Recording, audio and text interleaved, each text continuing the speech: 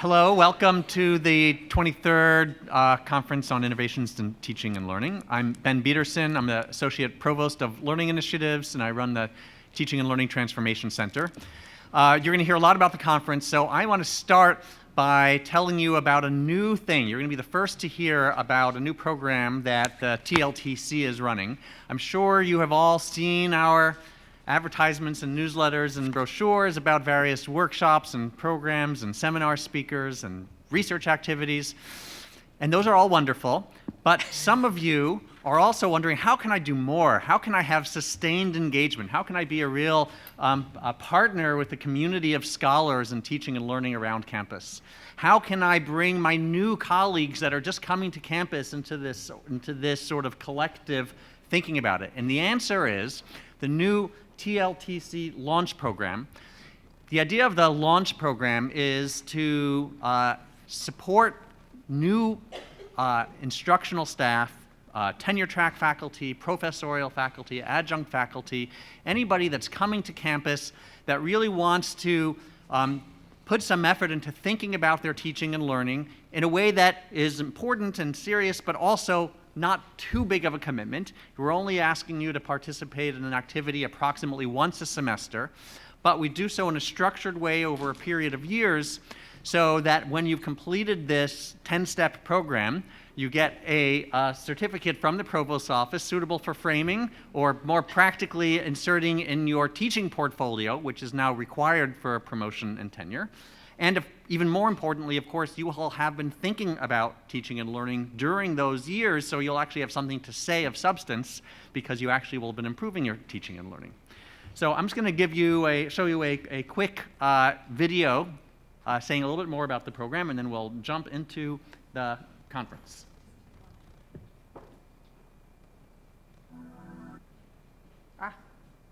Oh, double clicked.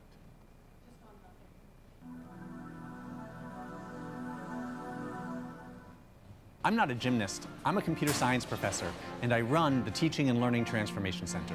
Now, I'm going to launch into the air to invite University of Maryland faculty to join the new TLTC launch program. But first, let me tell you what the program offers. Think about the classes you look forward to all week. Not those boring or unengaging lectures we've all been in before, but your best teaching experience. Participating in the launch program will help you design your courses so you and your students have more of those best kinds of classes. You'll meet colleagues from all around campus and learn from each other. And in the process of developing your courses and skills, you'll also document the effectiveness of your teaching, and that's instrumental to the merit and promotion process. Signing up is easy, and the program is designed with the flexibility in mind to support your goals and needs. We'll make sure you're well supported. Now, let's launch together. Hope to see you soon. Definitely the highlight of my job this year. Okay, so with that, hand it off to Deb Maddock, our Director of Learning Technology Design from DIT, and we'll get started with the conference. Thanks. That was great fun. I really enjoyed that as a parent of 3 past Gymkhana students. It was fun to get to see them get a little push in there as well. I just wanted to also welcome you this morning on behalf of DivIT, and I have the honor of doing some of the housekeeping here. So, I'm sorry. So, just know that in the back of your program there is a map that will help you navigate your way to the breakout session rooms. We will also have people out in the hallway, particularly between this session and the first breakout session, to help you find your way. But these are the rooms that we will be using for today's conference sessions. Also know that we are streaming live the morning keynote and our luncheon keynote, and we will make an archive of that recording available at our website by the end of next week. As soon as we're able to get the footage, we will make sure it's put out there for your review. And you see there the website that you'll be able to find it at. Those of you who like to tweet, we do have a Twitter back channel, and it's always fun for us to see what people are experiencing, particularly out in the breakout sessions. So we hope that if you do like that part of technology, that you'll go ahead and give us some feedback. And please, by the end of the conference, if you can't stay all day, at whatever point you're able to engage with us, we'd really love to get your feedback on the conference itself, on the breakout sessions, and so we do have a link to a conference evaluation also available at the conference website. So this is the biggest registration we have ever had for this conference. Last Monday, our registration had jumped by 50 over the weekend, and you can imagine we were scurrying a bit with some concern about being able to accommodate. We do expect by lunchtime today we'll see probably about 240 people. Not everybody who registers comes, but obviously with a conference of this size, its success really rests upon the hard work of a number of people and participants from different groups within our TLTC and our DivIT organizations. And while I won't read out all names, I do want you just to take a look at the people who have really contributed to trying to get this thing put together and to try to make this an engaging day for you. And so it's going to be my great pleasure to introduce our plenary session this morning. This whole year, we have really been emphasizing commitment to bringing accessible learning to the forefront on this campus, starting with the development of an accessible or IT accessibility plan, and there'll be some conversation about that here today. And then through different workshops offered by the TLTC and by my group in Learning Technology Design, we've been trying to do some sensitivity to particularly content in online learning environments and what we need to do to make sure we're accommodating all of our students. And so we're very fortunate to have this panel with us today. And I want to introduce Megan Masters, who is going to be moderating this session, and she'll go ahead and introduce our participants, our panelists, and we will be having time towards the end of this to get your questions, your feedback on the things that they're going to discuss. So Megan, why don't you come on up?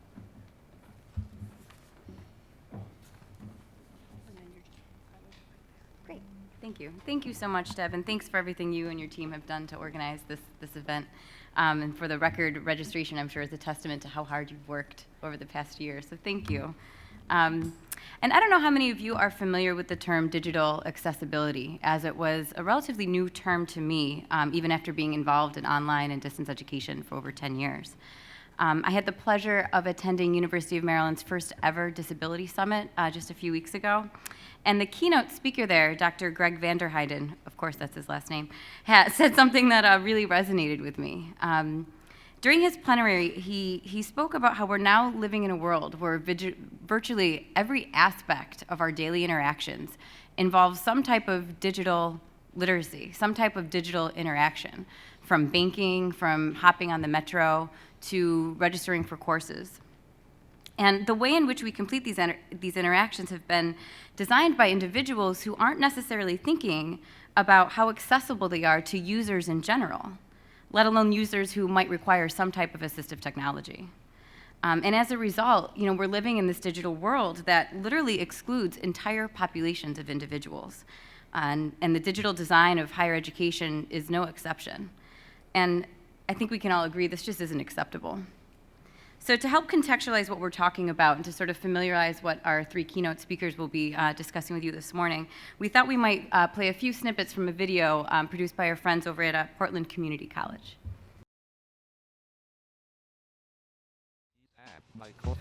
I'm sight impaired and I have RP, which is retinitis pigmentosa, and it's as if I'm looking through straws. For a sighted student, they can just see what's there on the page and click on whatever they need, and they can go back and forth to the syllabus and back to the page very easily. I have to navigate back and forth and run up and down the page with a JAWS program that takes a lot longer. If I was able to take online classes without somebody helping me navigate all the time, and I could do it independently, it would mean the world to me. I wouldn't have to call a friend and have them tandem in and view my screen for me so they could help me navigate through the site, wasting their time and mine. If I can't find somebody with eyesight to help me navigate the pages, I either fail or get an incomplete. Yeah, I believe I'd get to do school a lot faster. I mean, at this rate, it's going to take me forever. Some of the problems that I have are that there are no captions, that there are no transcripts available. So if it's not captioned, they should at least have a file available so that I can read what's being said and then try to fit that in with the video, read it at the same time that I'm watching the video. Well, I have to work more closely with my instructors and see if either they can give me another assignment, or if something that I can learn from another video, or sometimes I need to set up time with an interpreter to meet with them and have them interpret the videos, sit down with them and have them interpret the videos. So it's almost pointless because sometimes I have to come here to campus anyway, even though I'm taking a class that's supposed to be online. I don't like having to go and get a counselor or get disability assistants to come and help me, because all I need is just the voice that's on video to be captioned. I should be able to email the instructor and they should be able to fix it right away, because other students can listen to their assignments, can listen to the information that's on the internet, and if the instructor notices that there's something wrong with the audio, they can fix it right away. My goal is to get a PhD in physics or math. Because I'm physically impaired, I can't use my hands. I use the computer exclusively to do my homework and to access content from PCC. It is my connection to the outside world. It connects me to my family, my friends, to the school. Without a computer, I would be pretty much stuck. The most frustrating thing that I've encountered at PCC are the PDFs that you have to download instead of being able to fill out the form online, because once I download the file, I have to find someone to fill it out for me, which could take days. It's frustrating when a lot of the websites time out on you and I have to re-log in multiple times. People that use the computer use the mouse all the time and don't really recognize the fact that without a mouse, the computer is very hard to use, and dragging and dropping is almost impossible to do with the mouse stick without the use of your hands. So any program that you need to drag and drop is almost inaccessible to someone with a disability. I am picking a time that I want the light to flash and solving for negative k at this point. When I'm taking tests at school, they give me 3 times the amount of time that a regular student has to take the test, and it's not because I need more time to think about it, it's all entering the data into the computer. So it's with that background in mind that it is an honor to introduce such talented and dedicated members of the University of Maryland community who are working diligently on a daily basis to ensure that we truly are creating an inclusive environment for our faculty, staff, and students.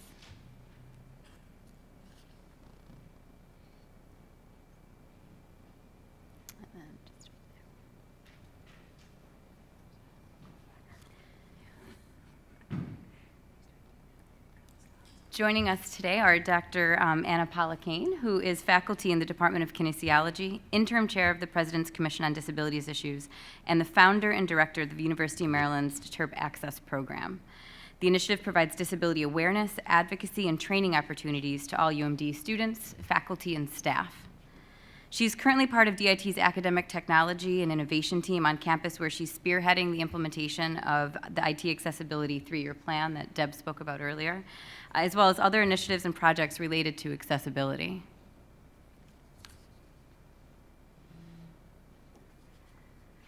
She's participated in roundtables at the U.S. State Department about disability rights and inclusion, and has been engaged in international initiatives relating to disability rights and the empowerment of individuals with disabilities. In Brazil, she has completed extensive work on inclusion of students with disabilities in educational settings, and she's currently working on a project funded by the USAID. Dr. Carolyn Fink,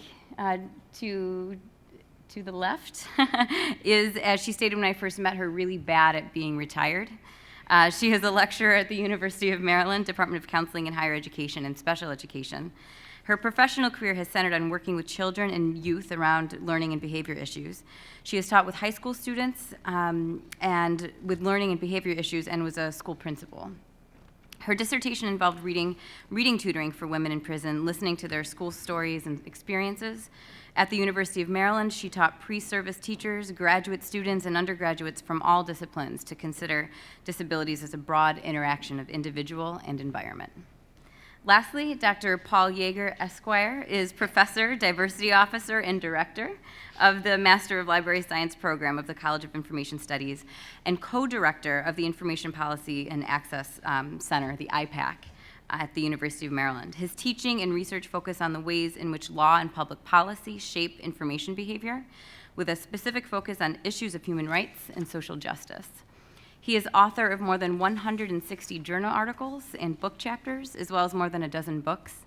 His research has been founded by the Institute of Museum and Library Sciences, the National Science Foundation, the American Library Association, the Smithsonian Institution, and the Bill and Melinda Gates Foundation, among many others. He is the editor of Library Quarterly and the co-editor of Advances in Librarianship in the International Journal of Information, Diversity, and Inclusion. He is founder and chair of the Conference on Inclusion and Diversity in Library and Information Sciences, and co-chaired the first UMD Disability Summit in 2016. Dr. Yeager received the Library Journal Excellence in Education Award, the International Educator of the Year Award for the field of library and information science. So in other words, they're all kind of a big deal. So without further ado, and hopefully no more technical issues, we'll pass it along to Dr. Ana Paula Kane. Thank you, Megan, and good morning, and thank you very much for the opportunity to be here today. Accessible learning and accessibility is extremely important to me personally, and it's been part of my journey as a professional really to advocate for people's disabilities rights and inclusion. And as Deb and Megan spoke a little bit early, we are at the time at this university where the level of commitment of our administration and faculty and also students, graduate and undergraduate students, has risen, and I think the level of awareness and understanding that we need to do something about and start improving our services is extremely important. So I want to just give you a little bit of overview about the different perspectives in accessible learning that we're going to be giving to you this morning. I'm going to be giving you a little bit of a context of accessibility and accessible learning within the University of Maryland, and then talking a little bit about the role of technology within accessibility and accessible learning. Then Carolyn is going to be sharing with you a little bit about course design and delivery of courses from the perspective of universal design, and then Paul will complete our discussion talking a little bit about the moral and legal perspectives on accessibility.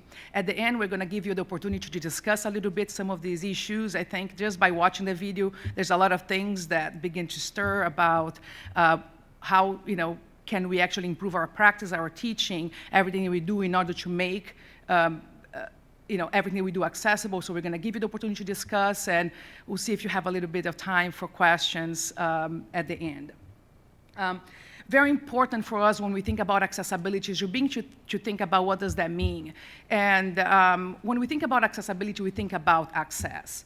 And accessibility, we are going to refer here as to the ability for everyone, regardless of ability of disability, to access use, and benefit from everything within their environment.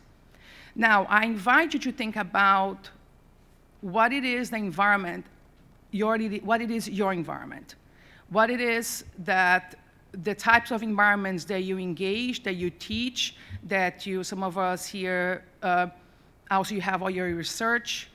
In addition to your teaching, you lead a lot of initiatives on the community. There is a huge world within that we interact. So when you think about environment, I invite you to think about all of those. And in the context of teaching, we think about our physical classrooms for those of us who teach face-to-face lectures, and we have classrooms and learning opportunities on a face-to-face, but also we are increasing the amount of courses that we deliver in a blended or hybrid format, and also courses who are 100% online.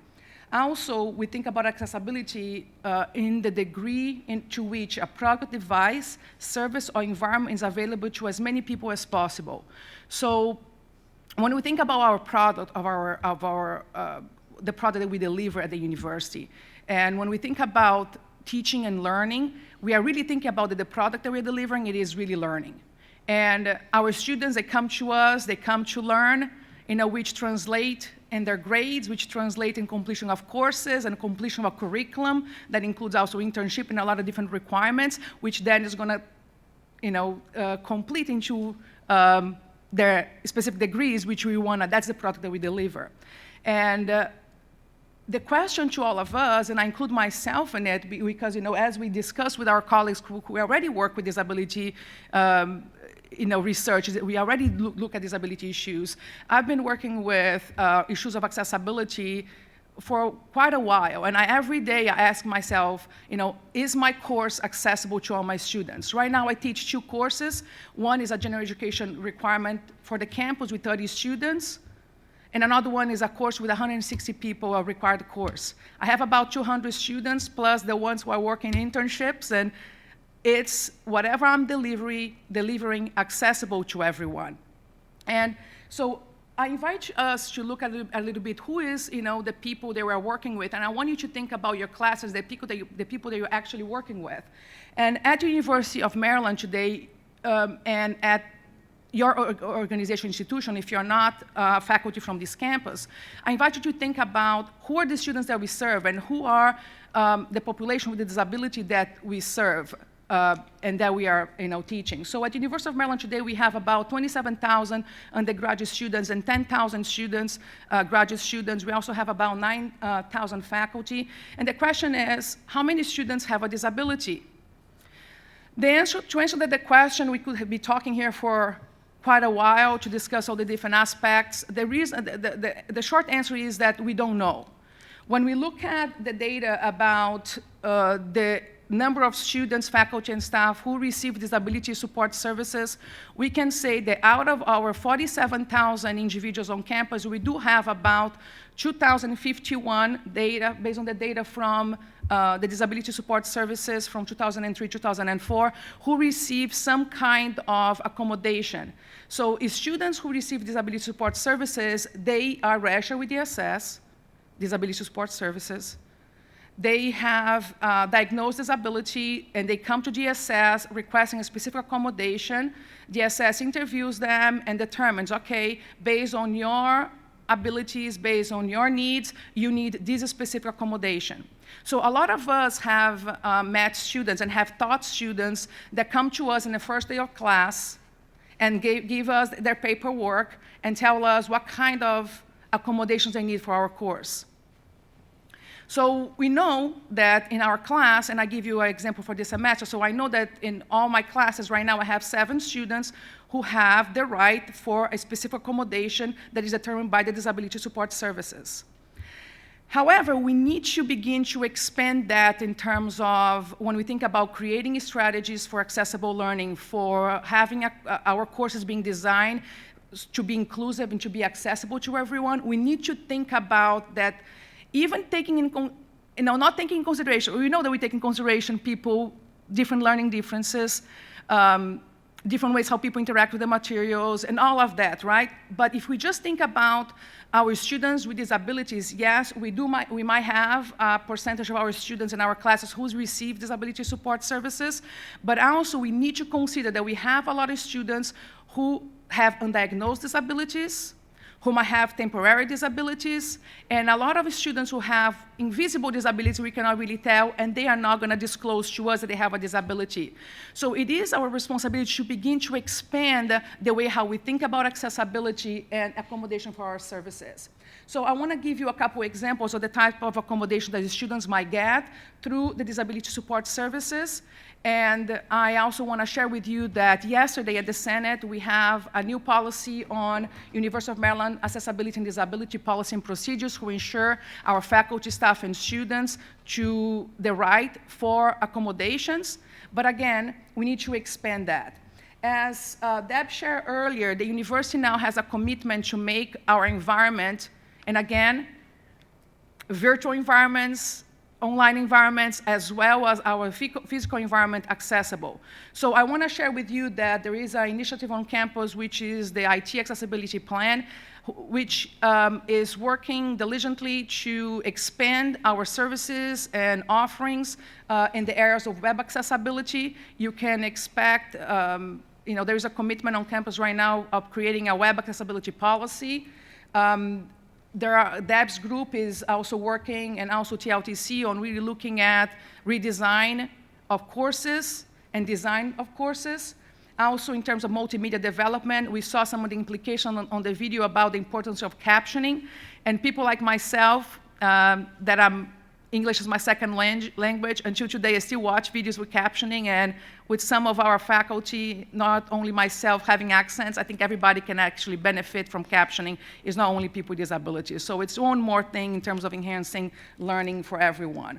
And again, all-day learning tools, and then the university also has assistive technology lab where specific assistive technology is provided for students. So us stepping up what we offer and beginning to plan for accessibility from the beginning, when we start to beginning in design about our courses and our practices and procedures, is extremely important for the success of our teaching.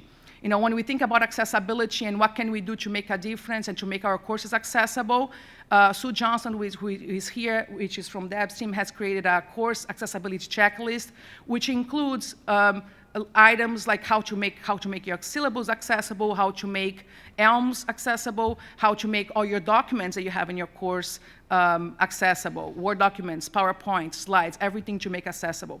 So the whole idea for us to begin to shift the way that we think from a reactive perspective where we wait for the students to come to our courses and then we provide whatever is needed, which is not bad. I think we've been doing a good job of it in general. And faculty is open and committed to providing the best that we can for our students, but we need to shift the perspective to look at how can we begin to look at replanning our courses from the beginning stages.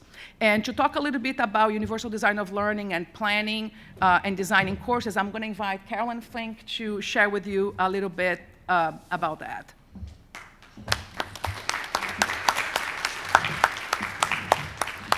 So first of all, I would like to say that I disagree with Megan. I think I'm very good at retirement. Because I get to do, as Deb Maddox said a while ago, retired professors really get to teach.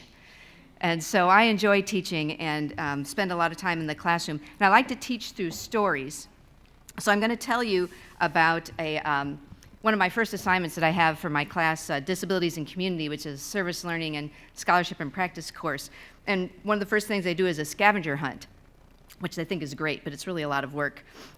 They go around and find things around Maryland that have accessibility issues. So I asked them to tell a story about if they've seen accessible teaching in their experience. And one of my students this semester had a terrific example, and I'll read it to you. The simplest way for a professor to apply universal design is to integrate outside sources and activities into lecture. To use UDL, the professor would have to present the course content in different ways, give more ways a student can express what they know, and stimulate interest to make the students want to learn.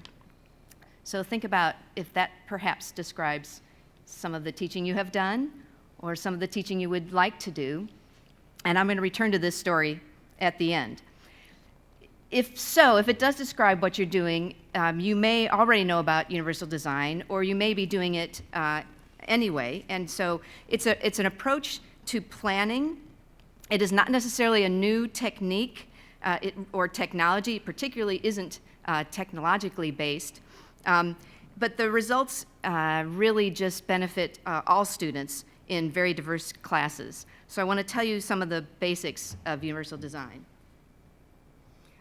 The roots of universal design, we always give credit to architecture because that's really where universal design started. And this picture is from one of the videos I love to show my students. It's called Meet the Normals.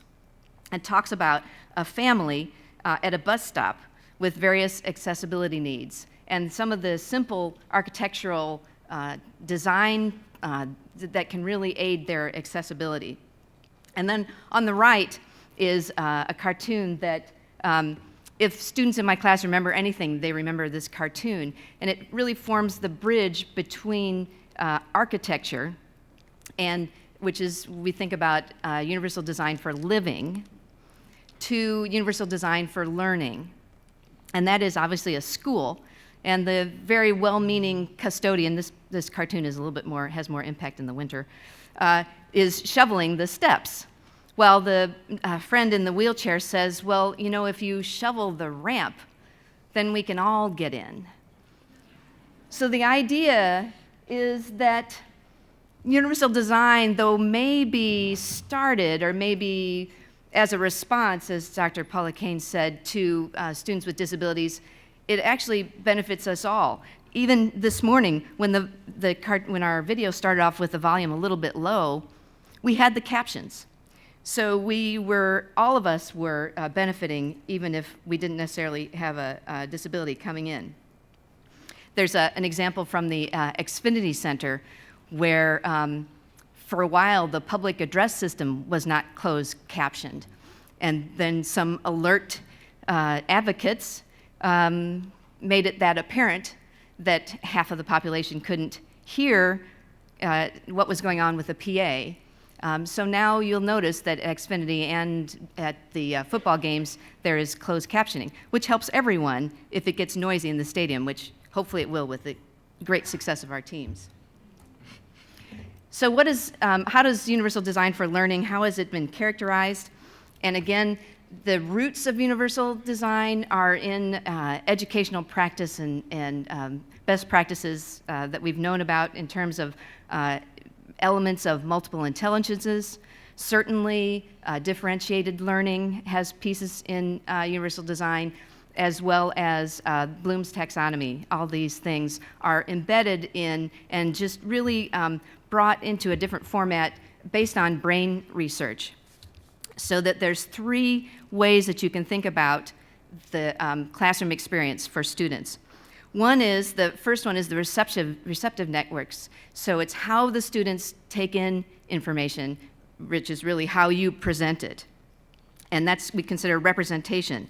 So the what we present, we use audio, we consider print features and clarity in what we present. Multiple media, use graphics, and some things can be very low tech, meaning that you activate listeners' background knowledge, that you maybe clarify vocabulary, things that we know about good teaching. All of this improves student understanding, which is the goal of the reception.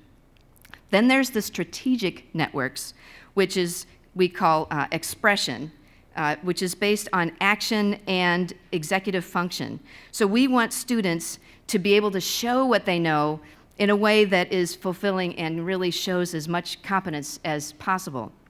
So we think about different ways to measure and have students demonstrate what they learn. A typical example in teaching is to offer a menu of assignment choices.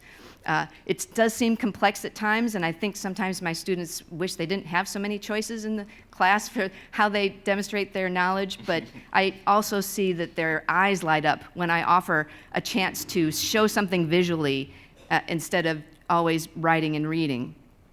Then there's engagement, which is actually my favorite, that we think about not just in terms of reinforcement or motivating, but really improving the students wanting to continue to learn. And again, that's offering choices, making learning relevant, and leading to self-regulation. It's all about what the students can take in. So the whole concept behind universal design is the idea that fair doesn't mean giving every child, this quote from Rick Lavoie, giving every child what he or she needs. It means giving everyone what they need. And I showed this cartoon of the difference between equality and equity. The idea, and note, one of the UDL features is to caption the pictures for those who might not see the cartoon. So the cartoon is described on my sites as much as possible. So that you have equality. Well, everybody's standing on the same size box, but the children in this picture can't see the game because they're a little bit smaller. So what you do is you just give a couple of different size boxes, and now everybody can see the game. So it's not really unfair, it just is more balanced. So to get back to my story that I started off with. So again, think about if this describes you in your practice. I would love it if this teacher were here, but this is more detail from my student, and this is like on the first week of class, and by the end of class, our students really know universal design, but this student really had a good idea of what it was at the beginning. So, this is an example of how UDL is efficiently used in my big lecture class. My professor uses different teaching methods to ensure everyone in the lecture understands and learns the material.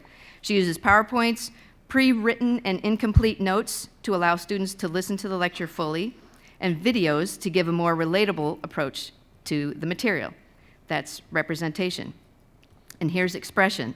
To allow many different opportunities for students to express what they know, my professor has clicker quizzes, online quizzes, as well as exams. This provides different formats to assess students' knowledge. Using all these techniques, my professor said, finally, to engage everyone in the lecture, she uses clicker questions throughout the PowerPoints, gives situations that we have to think about, giving us the answer, and creates activities to carry out with the group each week to reinforce the material already learned. So it really makes it an authentic experience for the students. So this is happening, and it may be happening in a way that you either haven't codified it as UDL or that now you know is UDL. Providing this kind of education for those who learn differently can teach us to vary our approaches. So we actually did UDL for you today. Anna came and told about the what of presenting. I told you a little bit more about how to present using UDL, and now Paul is going to be telling us a little bit about why we should be doing this. So I'm introducing Dr. Yeager here, so he's going to come up, and I'm going to tell you about what's on the screen because he doesn't really care what's on the screen.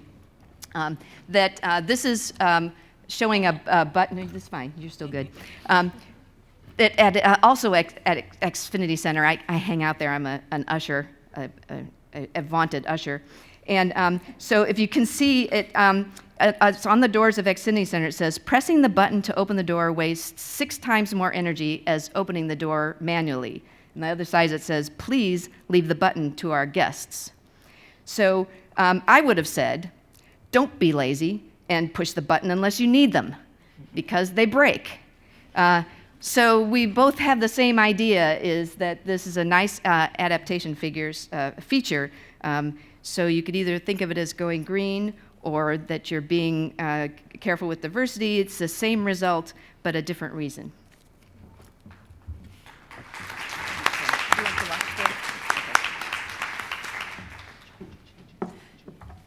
I'll do your slide. Thank you. Oh, okay. That's it? Yeah. Okay. You're going to stand there for the... Yeah. Okay. So in thinking about accessibility, as you've heard about it so far, and hopefully you've heard of it previously, but just in case, the key part of that is the first part of that word, access. When the United States government started actually codifying laws to make people with disabilities more part of society, give them a more equitable chance to be part of society, they started with a thing called the Architectural Barriers Act. and it was a law about physical access. Can you get in a place? Can you get to things? And as the set of laws we have about disability has expanded, and the US is and remains the leader in thinking about how do you legally codify the rights of people with disabilities, access has been a key driver in new laws as they've been added. So after the Architectural Barriers Act was designed to make it possible to physically access places, came laws that were designed to make education accessible. Again, this was back pre-internet, so, just can you get there? Will they teach you? And that's something at this remove that probably seems really strange to even think about to a lot of people in this room, but 40 years ago, there was no enforced legal requirement that people with disabilities had a right to a free public education in the US. The law had been passed, but it wasn't implemented until the late 70s, which still seems awful recent for something like that. So as these laws have matured, by the 1990s, laws started getting to think about the internet machines and computers. And believe it or not, in 1998, there was a law passed called Section 508 of the Rehabilitation Act, whose underlying idea was that any technologies used by public institutions or institutions giving public services that receive federal dollars would make their technologies accessible to people with disabilities by 2001. You may have noticed that didn't really happen. Yeah, I know it's kind of surprising, but recently there's been a big uptick in paying attention to this, which has been very welcome. The Obama administration has paid a lot more attention to these laws. The Department of Justice has gotten much more interested in convincing universities and other educational institutions to pay attention to them. And as a result, there's a lot more interest and a lot more thinking about these issues now than there was 5, 10 years ago. And it's just wonderful to see. And those of you who are part of the University of Maryland are extraordinarily lucky to be here, because we have this really wonderfully ambitious IT accessibility plan. We have many administrative departments of this campus that are committed to accessibility. We have lots of really innovative research going on in this campus.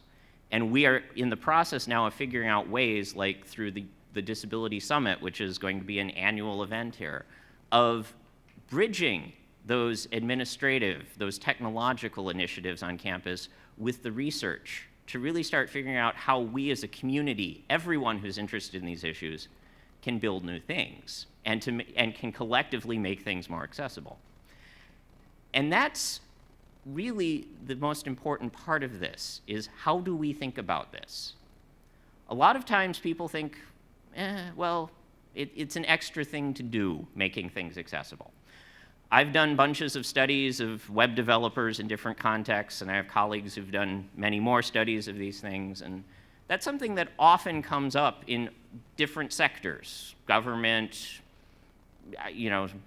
elementary and secondary schools, businesses, nonprofits. This theme of like, it's a lot of work, so maybe, or there really aren't that many people who use it, so but the truth is, if you do accessibility right from the beginning, it's actually just part of design. It's not really a lot of extra work. And so if you think about how do we bake things so that everyone can use them to begin with, it makes it better for everyone, as Carolyn just pointed out, and it's not an extra burden. So how we think about accessibility, not as something that's legally mandated or something that's extra work, is a really important part of how we frame these discussions and frame what we do. And so I would like you to think, if you don't already, and just start thinking of these as accessibility is important because it is an issue of equity, because it is an issue of fairness, because it is an issue of justice. The Universal Declaration of Human Rights is 70-ish years old. So obviously, when it was written, it wasn't thinking too much about the internet and computers. It would have been really forward-thinking if it had. But Article 19 of it says basically that access to information is a right. And at the time, it could stand alone. But there are other rights in there, access to civic engagement, employment, education, which now are fairly strongly dependent on internet technologies in a lot of societies. You know, in the context of education, thinking about, do we have technology involved in, say, every part of the process of being engaged in a university? The answer is probably yes. You have to apply online if you're a student. You have to enroll online. You take classes online, or at least parts of your classes are online. You turn in your assignments online, you give feedback on your classes online, you get your grades online. If you're a faculty member, you do even more stuff online. So the same holds true in different ways at pretty much every level of education now, at least in the US.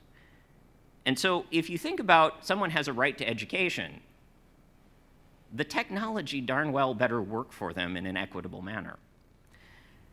So as we think about how do we make things more accessible, what we're really talking about is the rights of people with disabilities who are faculty, staff, students, to be equitable parts of the community. And that's a really, hopefully, profound way of shifting thinking about this, thinking about it as a justice issue.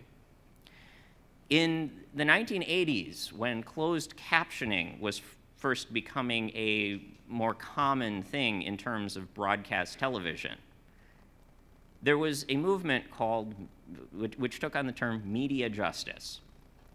And the idea was that people who benefited from closed captioning should have more of a say in what gets captioned and how it's available, which seems fairly obvious at this remove, but at the time that wasn't really happening. And so, in a sense, if you can start thinking about the internet, online teaching, how technology plays a part in your classroom and other parts of your activities as internet justice, making sure that it's equitable to everyone, that may make the whole thing make a whole lot more sense. Rather than putting accessibility off to the side, it's just part of what we do. So it's a legal requirement. It's something that, for those of you at the University of Maryland, your university is very committed to and heavily invested in. But it's also what you should be doing. And it helps a lot of people. You know, another reason not to think of accessibility as something off to the side, but as integral, is what is an assistive technology is very relative. So I may put the emphasis on a term like that on screen readers out of practical reasons. However, everyone in here is using an assistive technology or several right now. It's just we don't normally think of them that way, unless you were smart enough to bring your own chair with you. And if you got up here without climbing the outside of the building.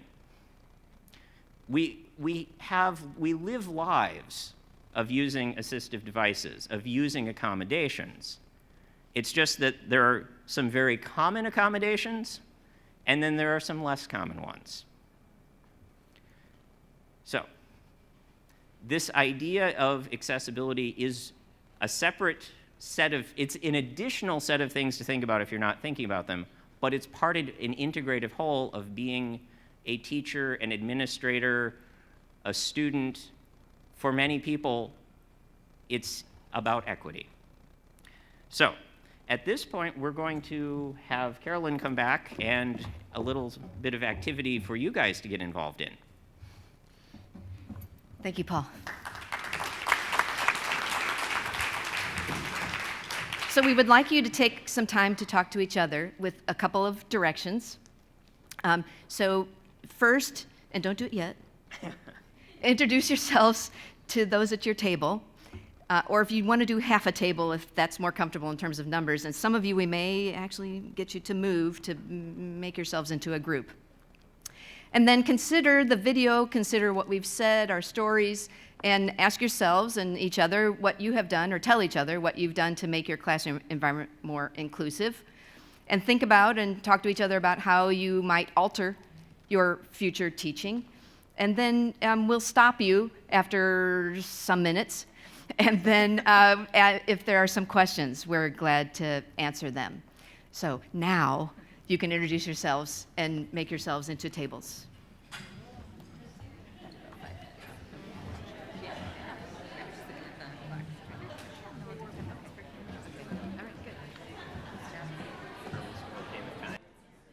Yeah, I think we're ready to sort of reconvene before we send everyone on the direction to participate in the panels. So feel free and don't be scared. We've got a few walkers with microphones that can go to each panel. We've got our panelists both have mics. So this is sort of just an open forum, open discussion, whoever wants to be the first brave soul to get the kind of conversation. But we thought we had a few minutes left to just sort of talk about takeaways, anything that sort of resonated, questions that you have for any of our panelists. The following slide has some contact information as well. But go ahead. One of the things that we really liked was to be proactive, not reactive. And while we get a notice that somebody is coming to our class who has a disability, we don't know about other people who are not registered, just like you were saying. The other thing that we immediately came to our mind was that we're kind of in a process of doing micro videos for how to do things. And I don't know if we've even thought about putting closed caption in all these little micro videos, which now we see. I mean, it was a good reminder to think about these things as we're developing, not after somebody calls and says, we can't use this. It's something you can do as a step before captioning, if you can't get there, is to make sure there's a transcript in a notes part. And not only have the transcript, but let students know that there's a transcript and that they can use the notes viewing. Of course, closed captioning would be even better. And one other thing, when you have your transcripts, make sure if you provide a Word document or PDF that those documents are accessible as well. And there are some specific guidelines on how to make Word documents and PDFs and PowerPoints accessible. And actually, like new PowerPoint versions have even accessibility check. And will tag you if an image that you have there doesn't have alternative task. It will tell you some of the aspects that you need to change on the documents that you're also making it available for download. And in my background's in foreign language instruction, and captioning is a big part of that. So helping second language learners to, just as a facilitative device or a technology to be able to help learners in their second language. So if you think about that, it's a whole population of learners that could benefit. Even L1 speakers of English who are learning, who are working with professors that are very heavily accented. Captioning can help with that, or if you're reviewing a lecture. So it really is a facilitation method for all, not just those who have a disclosed disability.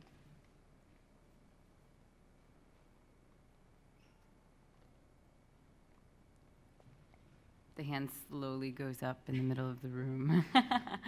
I'm Bill Koulis with the TLTC. So just picking up on that, one of the ways that I think about this as I'm slowly trying to do more UDL in my own classes is that it's not just a way of helping people who have disabilities, but it's also a way of giving students more control over their own learning. And so it's not, so it's creating a more inclusive environment where everybody has access to these materials and they can choose how they engage, whether through a video, through a text. So it just makes it that much more of an opportunity for them to take control of their learning. I think it's a great point. Thank you.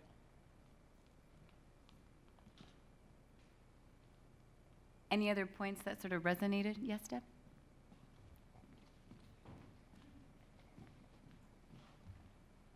I think one of the daunting challenges is, it's one thing to start when you're beginning with a new design, and you can be working with any number of instructional design professionals to start thinking about how am I going to do this. But it's that daunting task of going back to everything you already have and starting to prioritize. How am I going to go back now? I've got 3 years worth of video that I've done for my courses. How am I going to approach handling that? And I can tell you, our group is trying to think about how we can help you do that, trying to gear up to figure out how we can be a service to you to help you work through those kinds of things. And you know, right now we would certainly be very happy to help those of you who do know that you have a student who is going to require some accommodation and you need to get on that right away. There are services that we have access to that can help with that. But I think going forward, it's really starting to completely plan out how are you going to redesign that aspect of your course. And I think as you start looking at that part of the course for redesign, you start seeing opportunities for other facets of redesign of the course. And I'd like to say that as somebody who has thousands of old things that seem so useful, it's a great process to do the redesign. And there are things that you can use up here. The Create an Inclusive Classroom part of the TLTC Learning site has lots of good suggestions. And of course, I would go to udlcenter.org, which has amazing resources and all sorts of examples for ways that you can vary your presentation, your student expression, and your student engagement. I got a question early about the checklist that I mentioned that was developed by DIT. So on this table here, we do have copies of the checklist, and we do have bookmark with our website and also Access Learning at umd.edu, where you can actually forward your questions or even schedule an appointment to have a meeting with one of our instructional designers to actually begin to practically look at your courses and learn exactly what this needs to be done to make your course more accessible, even to take what is the first step to make more accessible, which is important. I just want to remind, I probably announced that people do not know that we are, in the field of IT, we are working right now, we are testing, it's already in test environment, a new feature, a new course design tool that's going to be released to Canvas that has an accessibility check. So you'll be able to design your course and check for accessibility, and the design tool will help you to identify where you have to fix and how you should fix your image or your video or the color of your color scheme in your course. So this is coming up hopefully by the fall. I'm not promising this, but we are testing to see if it's going to be ready to production, and we hope to release very soon. Mm-hmm. So I just want to, we've got about a minute left maybe, before I don't want to cut into any of the other sessions. But you know, back to the video, a couple points that just resonated with me being new to this whole realm is, you know, the young lady who says, yeah, you know, I had to come to campus, our friends at Portland Community College, she was going back to the campus 3 or 4 times a week to just have the screen read to her. And she said, I'm in an online course, you know, and the young man who's studying physics, 3.5 hours to complete an exam, just to interface with technology to write out the equations he had to while he was pursuing a PhD in physics. So these are the types of things I think that are really important to keep in the back of our minds. And I thought that, we thought that perhaps the video did a nice job showcasing these individuals and really putting faces and challenges behind the names of the students that we serve. Thank you very much to our panelists. I think this was a really great discussion, and we truly are fortunate to have such talented individuals as part of our campus. So thank you.